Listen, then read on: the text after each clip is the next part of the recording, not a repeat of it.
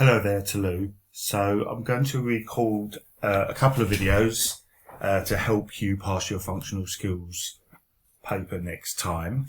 So the first video we're going to look at is about calculating percentage change. As you can see there, there's about 3 marks there. So any sort of marks are going to help, and it is something that does appear in this sort of format quite regularly. Why percentage change questions, and I do see quite low marks with those, why they are, because again, like all functional skills questions, you do have to really read. But there's often two sorts of things going on there, which in an exam conditions, I can really see will confuse your brain quite profoundly. So an example of that, Kevin buys a second-hand car for $7,346. He knows the car is worth 27% less. So there's the percentage change, and it's less. We're dealing with a percentage that is less than 100. Okay, as we know, 100% is a whole, but we're asking for 27% less. Kevin thinks that the car costs more than £9,000 when brand new. Is Kevin correct? So we've got the concept of the percentage change being less, but we've also dealing with numbers that are more than 7,346 because it's past sort of price. So again, this does cause confusion. So what we're going to deal with first is the percentage change. So the percentage, when it was new, the price would have been 100%, but now it's 27% less. So if we worked out what the percentage is now, and if we do that, obviously it's 73. Okay, but we need to turn this into a decimal to be able to use the calculator. So to turn a decimal into percentage, we divide by 100. So to be able to use this figure on the calculator, we are using 0.73. Okay, so we've got the number we're using as the percentage, but what we're thinking of is, did it cost more than 7,346? So we do need to use the figure now, but because it's a percentage change from the 100%, we're trying to find out what it was. So the number is going to be bigger. Okay, so it's a bit counterintuitive to what you expected. So usually with percentage, and a lot of the percentage information, we're just blindly timesing by the figure to get the percentage. But this time, we're expecting it to be more. So if we timed it by 0.73, it's going to be less, because that's what, if you're timesing by less than 1, it gets smaller. So we have to divide by 0.73. So again, that's quite a big change when you're dealing with percentage change. And it's not something that's going to come necessarily naturally.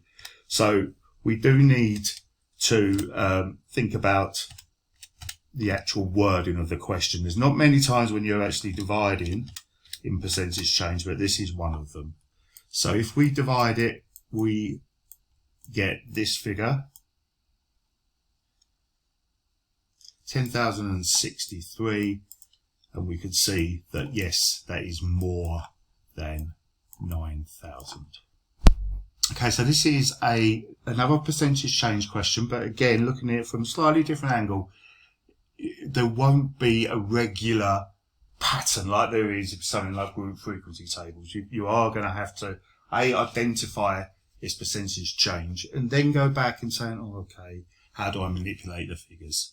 So question 2, last year 123 students left the college with a pass in English. This year 27 more students than last year left the college with a pass in English. The college says the number of students leaving college with a pass in English has increased by 24% from last year. Is the college correct? Show why you think this. So again, a little bit counterintuitive because it's not telling us how many students left with a pass in English, and that would help us. So let's just see what the figures would be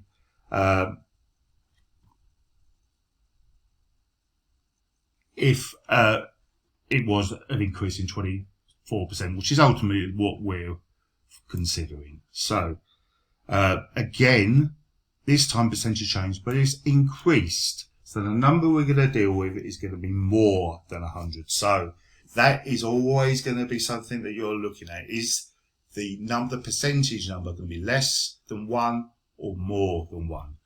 If we're talking about percentage decrease, obviously less. Thinking about percentage increase, it's going to be more. Okay, so let's have a look at the percentages first. So 24%.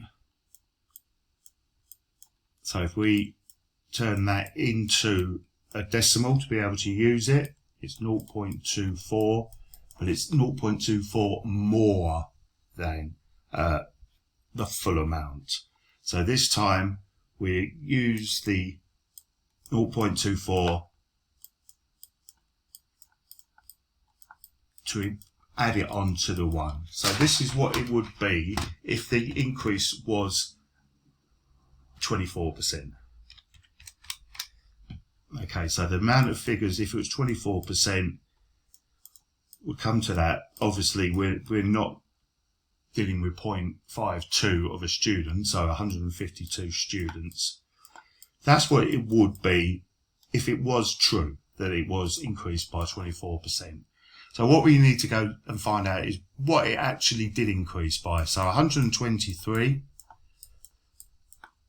plus 27, and that is 150. So it increased to 152.